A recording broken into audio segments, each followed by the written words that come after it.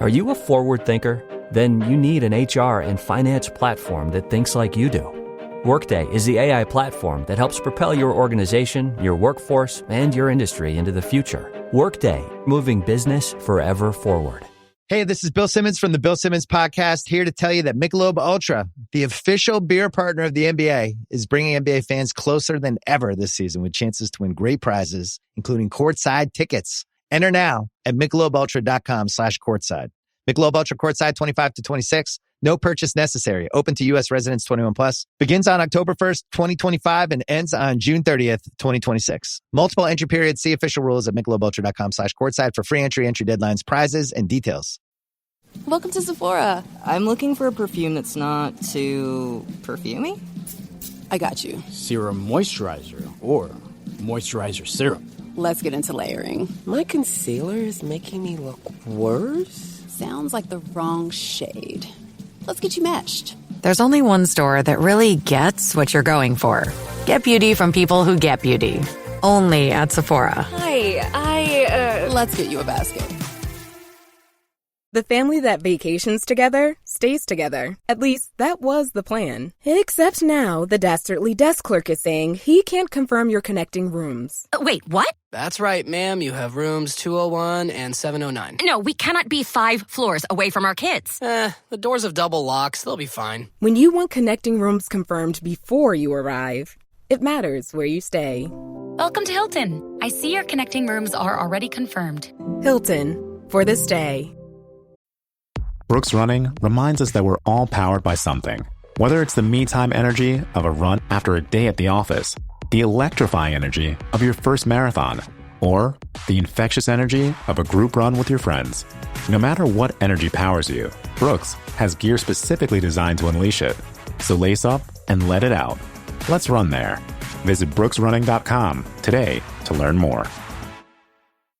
What is going on, everybody, and welcome in to the post-game show here on the Eagles Pinpool Network. We have Eagles Eric, I'm Ryan. We're going to be talking about the Eagles versus the Vikings coming out with a win, stopping the skid of the 2-game losing streak to the Carson Wentz-led Minnesota Vikings.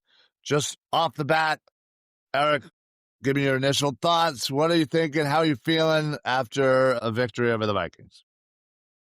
I mean, Hurts definitely saved the day. You know, when it comes to the offense, it did seem like, you know, there was about 4 or 5 big plays that buoyed them. And there was some stretches there where it was frustrating. The run game continues to be a problem. And I'm sure we'll hear from Johnny this week about how bad the run game is been so far.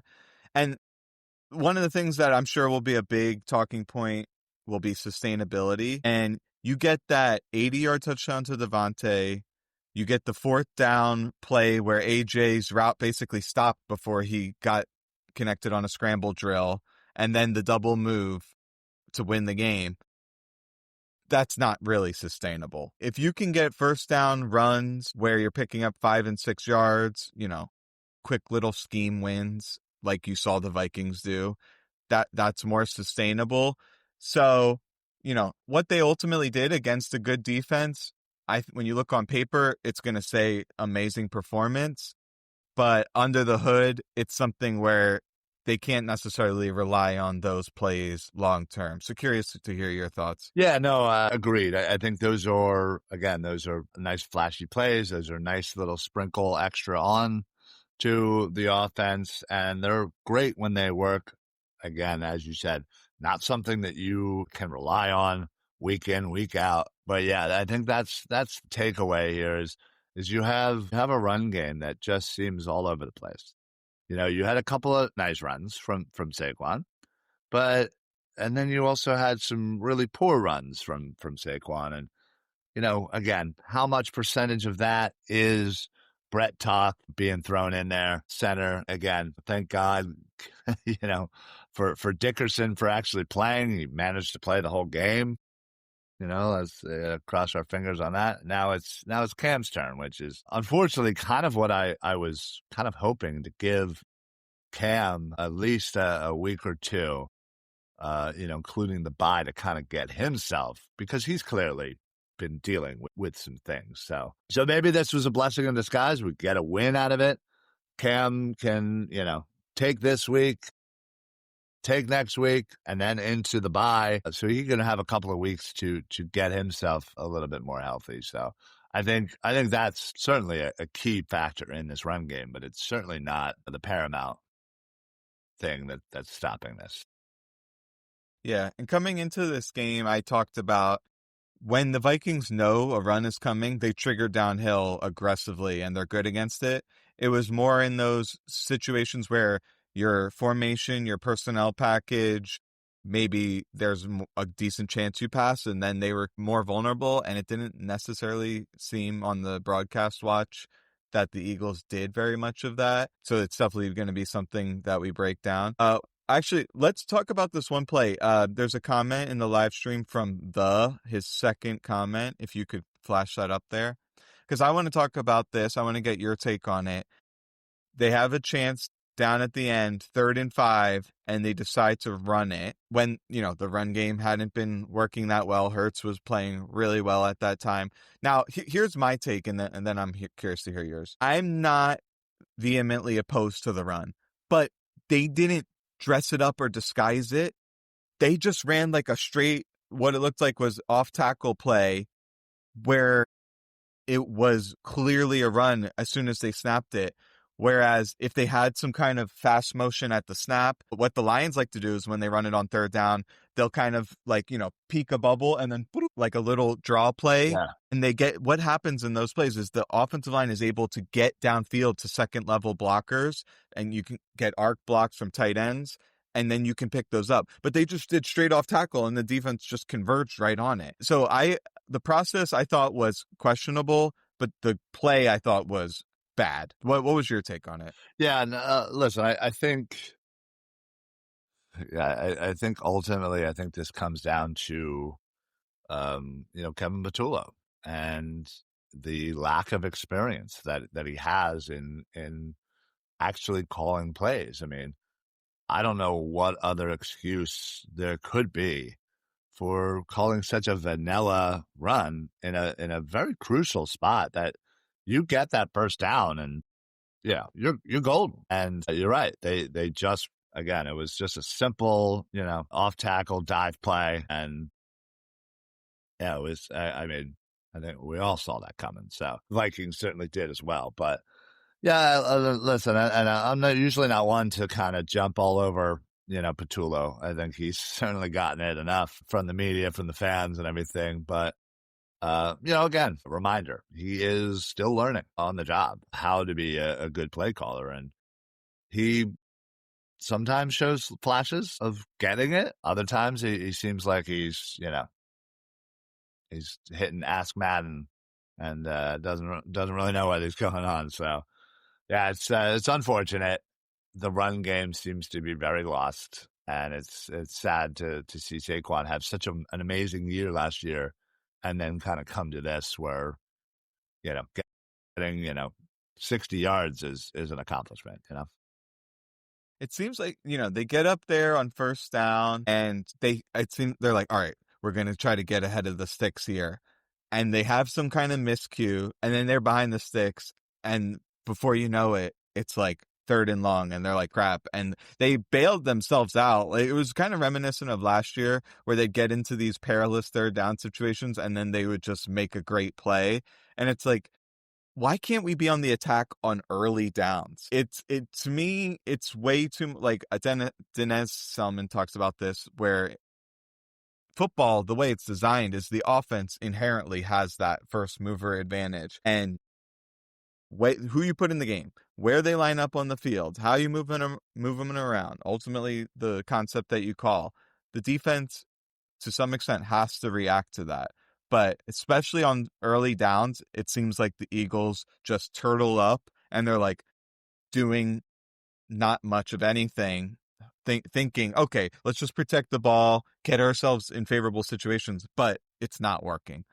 Yeah. So no, you're absolutely right. Last thing I wanted to add on this. Last thing I want to add on this is, if you look at what % of the time a team creates a 1st down on a given down, The Eagles, and it's been the last couple of years, they're like first down, rarely ever do it. Second down, decent. Third down, good. So they like tend to depend heavily on the third downs. And then like we've seen in these recent weeks, they've struggled on third downs, and now the offense just looks overall bad. So they need that get first downs on first down percentage to go up like by half, because right now that's where I have questions about sustainability.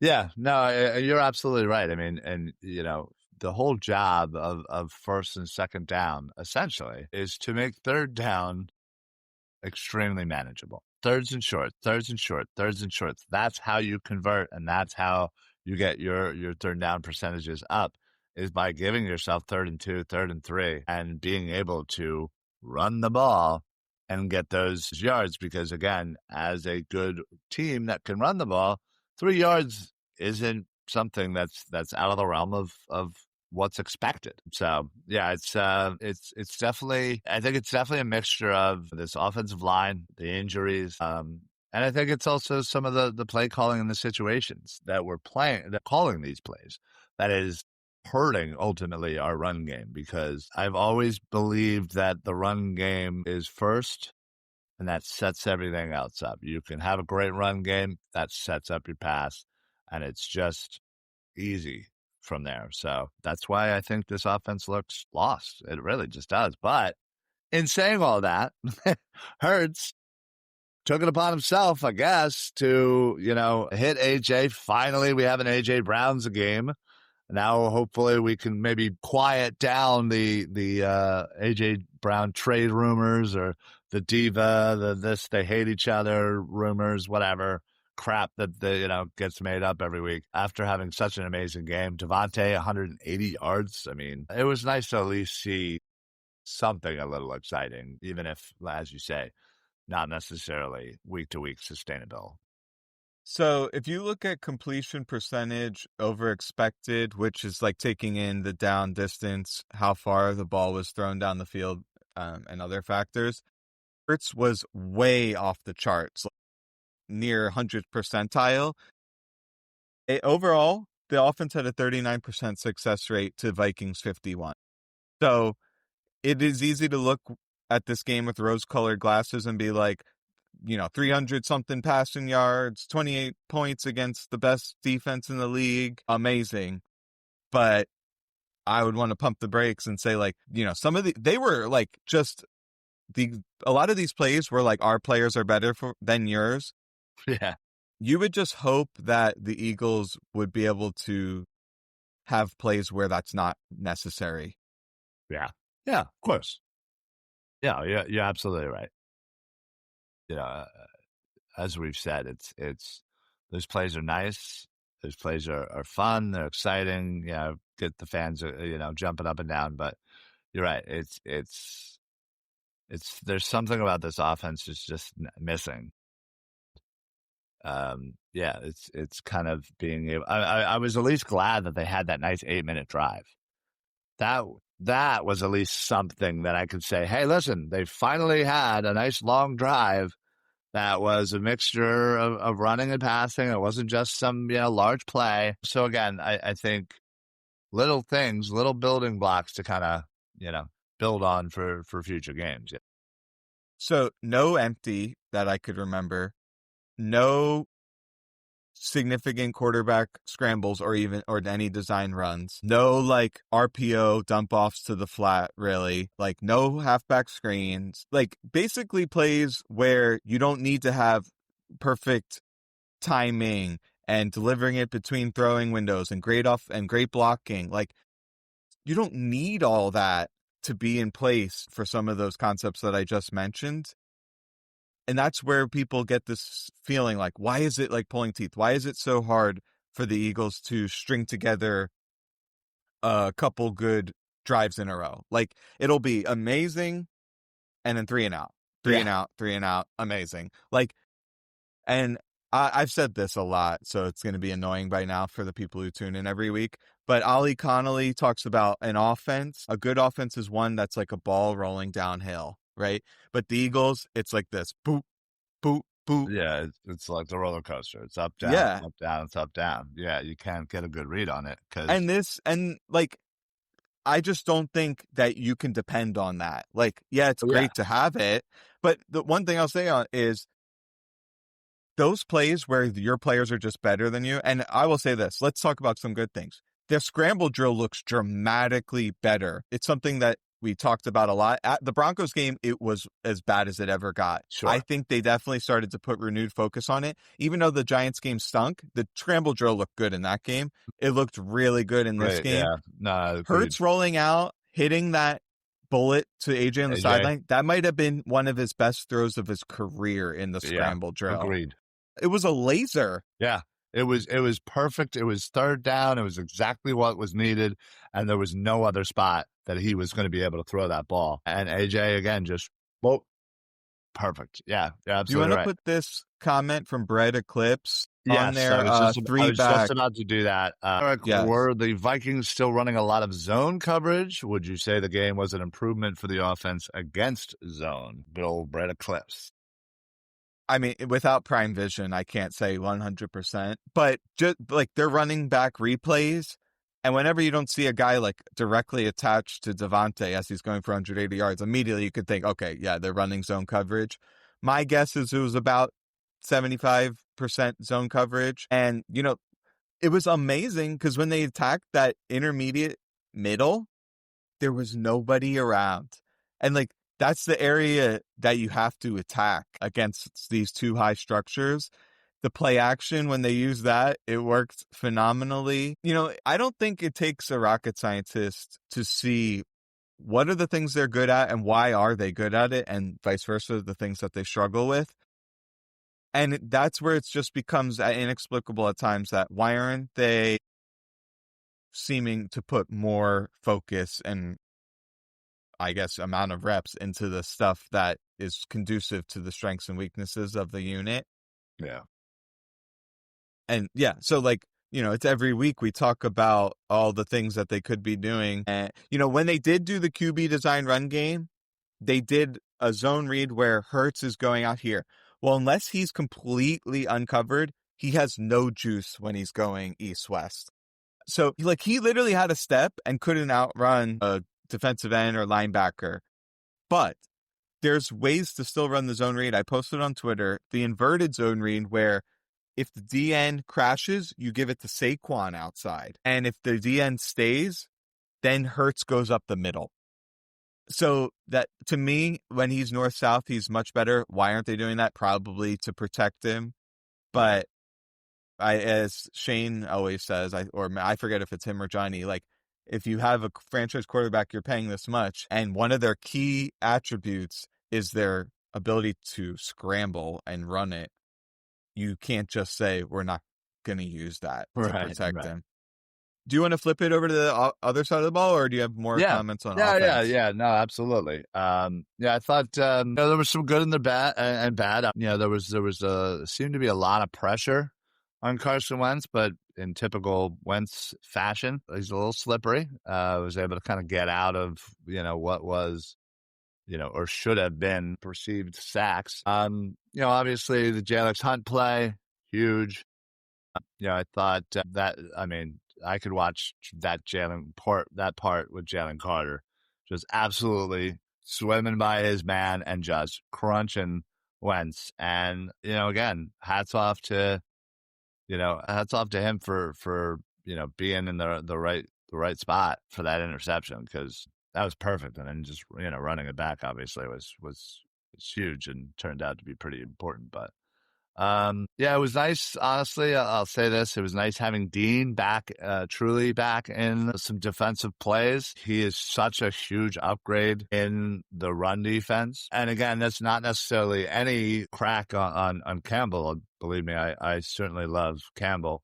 I just think, again, Dean is so much further along in that aspect. So, I don't know. What's the first, I guess, what's your immediate thoughts defensively? What kind of comes to mind? They have a complete void at edge rusher. And it was funny because there was a time in the game where I'm like, where is Josh Uche? Because I'm seeing Patrick Johnson for an entire drive. And all respect to him, but that he's like a special teams type of player. Yeah, absolutely. And then Uche got in and he got that key sack. But, there was opportunities where it felt like they could have sacked him, but like one side of the line's getting really good push and the other's getting zero at all. And then that's giving like an escape lane. Yeah. They're not able to just converge as a whole unit. They have to make a move. Like, this is completely unsustainable at edge. I agree with you about Dean. I was actually surprised how good he looked because the injury he had is a really bad injury. Made some real nice plays in there. I think Campbell may have had a horrible game when I go back and watch the All-22. Just from the broadcast view, it seemed like he really struggled. The thing that bothered me the most about defense is they kept letting them get those quick outs over and over and over again. Addison, it honestly felt like it was like 5 plays in a row. You just out, boom, bam, out, boom, out, boom, out. But so they had a 75% success rate on 12 targets to Addison. So they really only had 2 things the whole game going for them. They had the quick hitch over the middle to Hawkinson. He had 10 targets. They had the quick out to Addison, and he caught 8 of 12 of those. Maybe he had one other play that wasn't like either. He had one deep out, and the rest were like quick outs. I was begging, call a cover 2 trap.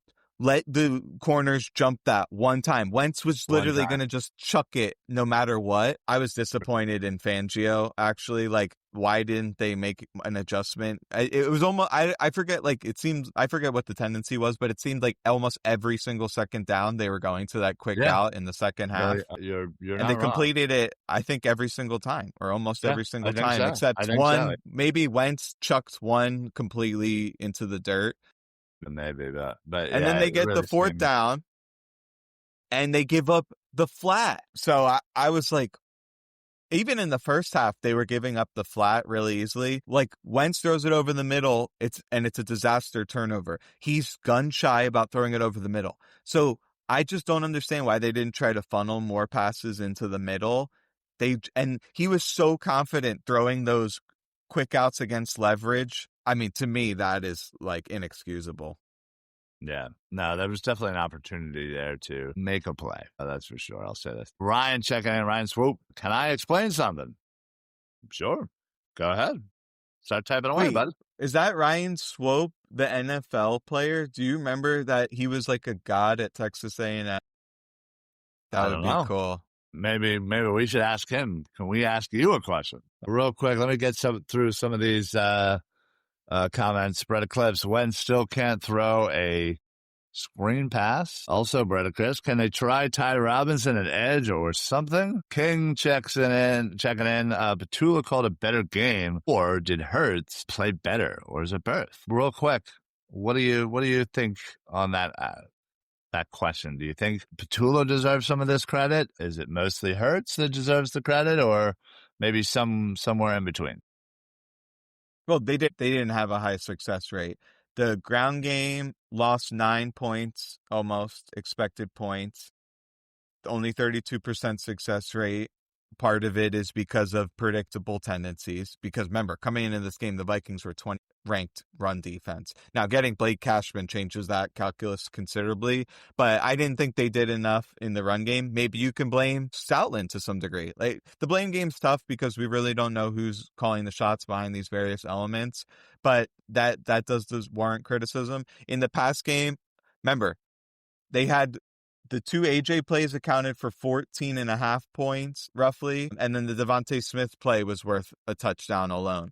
So, to me, like, I'm not necessarily, like, the double move, okay, that's a good call. That was a good call. I'll give them that. Like, and then they hit the same double. They hit Rodgers on double move twice. Yeah. So, they did. To me, that's more like, the players knowing maybe they can beat him on that kind of stuff. You're definitely right on that.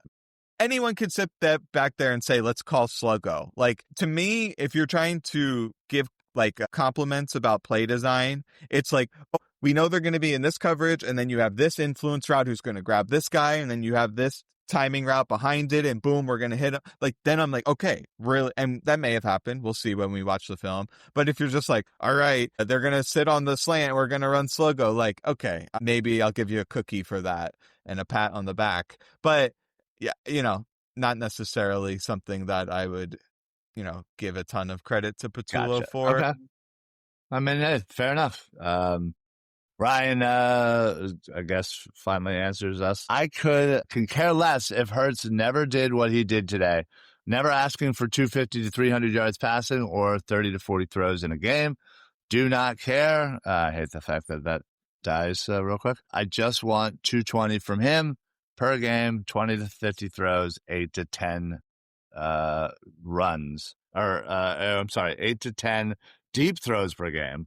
Also 20 to 25 runs per game. That's a lot to ask. I'm not gonna lie. Yeah. 10 deep throws sounds crazy. 10 deep throws. But I hear what he's saying. He's like, okay, if Hurts and the receivers, if one of their strong suits is going downfield, you want to be able to do that. But remember, like a lot of these deep shots, they got like ISO scenarios and win on double moves. You're not going to get that often. It's, the way the Vikings play defense. Sometimes they'll leave their guys out on islands, and the execution was phenomenal. So it's always this like triple beam balance between execution and play calling. Not really, because you can have both can be good. Just Sure. with the Eagles, that's how it's kind of right. been. It seems like, yeah. So, yeah, it's one of these things. I don't want to talk too much about like the game plan or what happened downfield that you can't really see until tomorrow. Get this comment from King up there, because we didn't really get into the defense that much. I think people are wanting to talk. Very vanilla. I can definitely agree with that. It's Sirianni's system kind of thing, though. Maybe Sirianni has more influence over the offense than I think. Yeah, obviously, Sirianni has a hand in this offense, and I'm sure it's Sirianni and then, Patullo kind of, adding what he can. I'm sure it's mostly Sirianni in that way, but yeah, I don't know. It's difficult to truly ever know, but it's also, everybody's just, oh, well, it's easy. Patullo's doing terrible. Let's fire him and let's move right on. Well, it's certainly not that easy to just say, hey, let's do a whole new offense. That's what training camp's for. That's what all that's for, is installing these things throughout. And to just up and change it is not a feasible thing or necessarily an easy thing. It's probably very chaotic for the players. So again, whether or not you give Patullo any credit for today or what, a win is a win. And sometimes that's all that's important. And that's all that you need to kind of get yourself out of this little funk and start to begin to build those steps towards fixing the issues on this team. I think the defense played better, mostly because the offense gave them time to relax a little bit. Again, having finally an 8-minute drive, I'm sure the defense was a lot on that. I think again you have that balance, and I think the defense plays that much better. And that, again, goes right back and helps the offense. So it's definitely a connected thing. It always has been and always will be. I got to be honest. I don't think the defense was good. They gave up a positive EPA to Wentz despite those turnovers, despite him having like 4 or 5 egregious misses that could have been big plays. Big plays, yeah. For long stretches, the pass rush was anemic, and he was a statue. He literally just stood there frozen in time, and they couldn't get him. And then a few times he's scrambling and they're missing him because they're not really converging. It's like one guy coming from the side and then he moves. Campbell, that terrible miss that he had. Yeah, oh yeah, that was bad. Like, it's hard. You can't even really fault. Yeah, I mean, the edge rushers, they're horrible, but like the secondary guys, they had the guys that had been in who had success against some good offenses. They really let Wentz pass against them more effectively than Mahomes passed against them with a similar defense. Now, maybe people say Nolan Smith is that much of a difference maker, but the truth is he seemed to be injured before he went on IR. Yeah. And he wasn't making that big of an impact. No, he was not. And hopefully he's able to come back after the bye. So let me ask you this, and I'm going to open this up to the comments. It looks like we had like 700 something people watching this. Who do you want? Because if they don't go and get an edge rusher, they're basically putting up the white flag, in my opinion, and saying we don't have a chance this season. Yeah, I'm agreeing with you because the pressure from the edge has been basically non-existent. And especially your best player just all of a sudden decides to retire. Yeah, I don't know. I feel like there's probably a couple of decent names that are out there.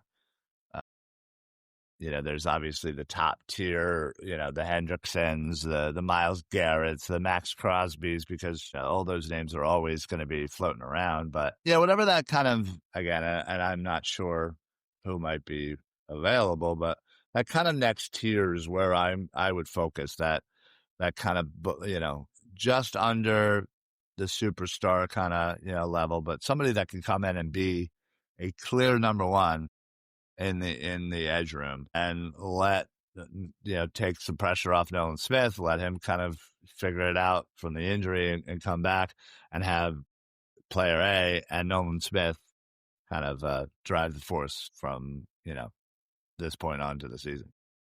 I mean, think about who they had rushing out there. Hunt, Ojulari, and Patrick Johnson. And OJ.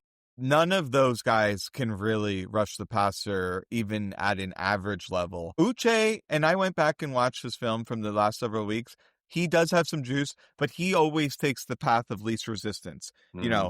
Wherever he almost never goes through a guy unless he has like a Y9 alignment and has a ton of built up momentum, and he'll kind of bull rush him. And that's fine to have like one of those guys. But when all of your guys are like that, it's really not ideal. And obviously they're not getting the interior pressure that they were last year.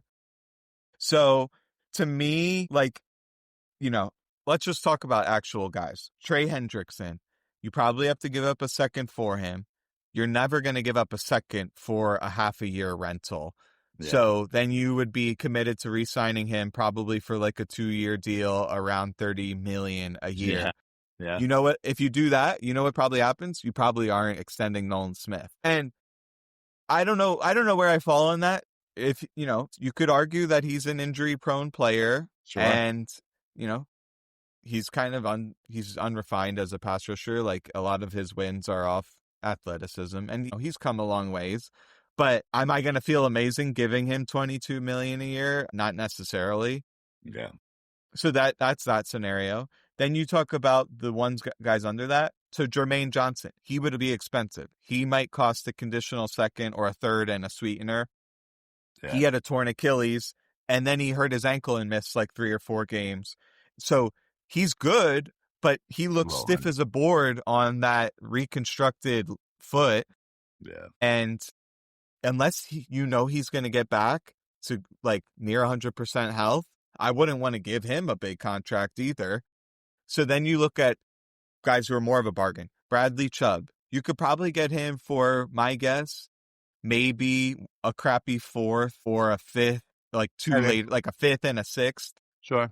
And here's the thing. He would cost nothing against the cap, essentially. He would cost nothing in cash because his base salary is the vet minimum. So that's good for all parties. The Dolphins are a train wreck. They might as well get some picks for him. He comes in. You don't have to pay him peanuts because Lurie was penny pitching in the offseason. And you have a guy who's competent out there. Does that fix your problem? Absolutely not. But maybe it bridges that gap where it's like, if you told me after the bye, they've got Nolan Smith, Bradley Chubb, and then Uche behind it and Hunt, I'm like, oh, I'm feeling okay. Yeah, a little better. Yeah, sure. Yeah, absolutely. I mean, Chubb would be a guy that comes in and immediately starts. And that's obviously what you're looking to do is give Nolan Smith somebody to go with, moving forward. There's other guys. Arden Key is a name. I talked about him in the offseason. He is a finesse edge rusher who doesn't provide much against the run on Tennessee. So, like, you know, he's in that mold of the Uches and Ojularis, probably halfway between those guys in terms of what his impact level would be. That's not really a needle mover. Jalen Phillips is another guy you hear, and from what it sounds like, he's going to command potentially like a 3rd-round pick plus something. I'm totally out on him. I think he doesn't look nearly as good as he did pre-Achilles, pre-ACL. Like, when you stack those two injuries together in back-to-back years, and then you're rushing like you're on stilts, and anytime you try to bend the arc, you just get completely shoved out of the play. I'm like, that's the exact problem the Eagles have right now. They need to converge the pocket like this. They're not doing that. So I don't want anything to do with Phillips. Yeah, I agree. But yeah, I think that needs to be the number one. And then certainly looking at the cornerback spot as well. So, all right, let's kind of wrap this up. Eric, give me your MVP for today's game against the Vikings. Jalen Hurts. I mean, this is the easiest decision ever. It looked like this was one of the best games of his career, even against pressure. He was making some phenomenal throws, didn't miss those deep shot opportunities like he had in some previous weeks. Seemed to steady the ship when the Vikings had some momentum there. I would, like, if I'm going to nitpick him, like, some of those zone reads where he went to the outside were rough. Like, he just is slow to get up to speed there. But the scramble drills, it looks like a 180, and that would be a huge development if that continues to be a strength. Yeah, no, agreed. If you're going Hurts, I think I'm going to go AJ Brown. It was just nice to kind of see, even though again it was only 4 catches, it was just nice to see him involed. And get over DeVonta though, he had a career game. Yeah. Okay, I mean, believe me, I hear you, but there's something about Brown getting out there and, you know, getting involved makes me feel a lot better. You know what I mean? Again, just given the dark situation that could potentially arise from, you know, continued lack of, you know, targets. So, well, if I don't want to rain on your parade, Smitty, dog. Absolute dog. After the game, AJ, and I'm not trying to be a body language police, but as he's walking in the middle of the field, he did not look happy. So we'll see how that ends up shaking out. Yeah, right. Well, there you go. But do we do on it 3 words? Oh, we can absolutely. If you guys have your Eagles 3 words, I know Shane usually is the one that posts the tweet, but we'll read the comments here. If you got your 3 words for today's game, please quickly run those out right now. I will read them on air before we get out of here. Eric, you got a 3-word for us? Another out route. This episode is brought to you by Indeed. When your computer breaks, you don't wait for it to magically start working again. You fix the problem. So why wait to hire the people your company desperately needs? Use Indeed's sponsored jobs to hire top talent fast. And even better, you only pay for results. There's no need to wait. Speed up your hiring with a $75 sponsored job credit at Indeed.com/podcast. Terms and conditions apply. No one should have to choose between their own safety and their pets. But nearly half of domestic abuse survivors delay leaving because they can't bring their pets with them. Purina is helping to create more pet-friendly domestic violence shelters through the Purple Leash Project, so survivors and their pets can escape and heal together. Visit Purina.com/purple to learn more. Big news. Sephora is now on Uber Eats. So if you find yourself facing a beauty emergency, like needing a last-minute gift, or you're just out of your favorite mascara, again, don't panic. We got you. Order now and get $10 off on Sephora orders of $50 or more on the Uber Eats app. Order now. Offer ends October 30th. 1 order per customer. Additional terms apply. See app for availability. Delivery fees may apply. Did my card go through? Oh, no. Your small business depends on its internet, so switch to Verizon Business. And you could get LTE Business Internet starting at $39 a month when paired with select business mobile plans. That's unlimited data for unlimited business. There we go. Get the internet you need at the price you want. Verizon Business. Starting price for LTE Business Internet, 25 megabits per second, unlimited data plan with select Verizon Business smartphone plan savings. Terms apply. Okay, Chad. Today you're gonna drive the all-electric Toyota BZ. But my electric vehicle phobia. I'm not ready, Dr. Ross. I believe in you. Oh my gosh. We're inside it. Try to take deep breaths, okay? The ventilated seats, they're touching me. You can do this, Chad. Drive the car. How do you feel, Chad? I feel cured. Woohoo! I'm doing it! The all-electric BZ. One drive can change your mind. Toyota. Let's go places. No, if I want to go on the positive side, I would say Hurts carried them. Yeah. Okay. What's your 3 words? Jeez. That's a good one. Thank you, Carson. That's a good one. Yeah. I was going to say, it was something Wentz related. Yeah. It was like, Wentz, always Philly. He's always trying to help Philly. Hurts franchise QB, Missy Elliott back. Oh, that was a tough one. And to me, real quick, on that field goal, it seemed like it was bad operation.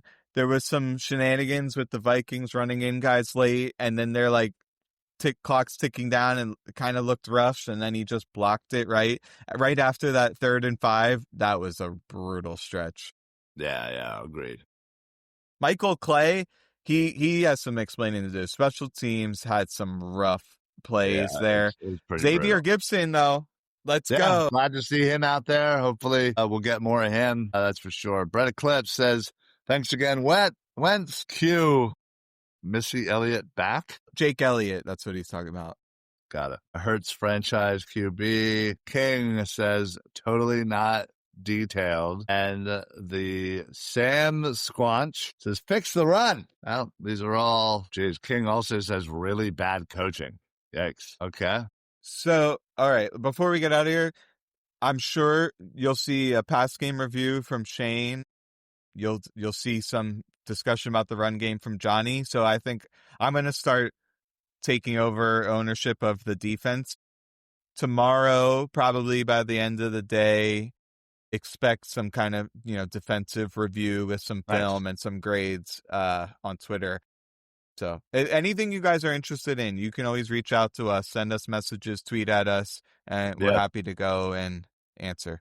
Yeah, absolutely. Feel free to reach out to Eagles Eric on X or myself right here below, or of course on Eagles Pinpool Network, wherever you are watching, whether YouTube, Facebook, X, Twitch, or you're going to be listening later on Spotify, Apple, all that good stuff. So we appreciate all the likes, all the, the shares, the subscribes, the follows, etc., all the ratings, whatever you guys do, hit all the buttons, do whatever the internet tells you to do.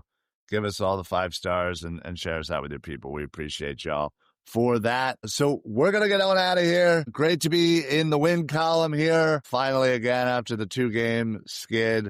And now it's up to getting a little revenge against the Giants at the Link next Sunday. Stay tuned for, we'll have postgame for that as well. Obviously, stay tuned throughout the week for all of the shows on the Eagles Pinpool Network. Eric, when are you live this week? Upcoming. Yeah, so it's probably going to be Thursday night, 7:30 to 8 Eastern. And, the good thing is there's not much film that I'll need to watch because I already watched the Giants exhaustively just last week. So I'm going to kind of focus in on what are the things that both sides of the ball can do to continue improving. Seems like defense is starting to become a little bit more of a concern now. What can they do if they don't bolster this edge rush? And now they're not getting unblocked pressures when they're blitzing either.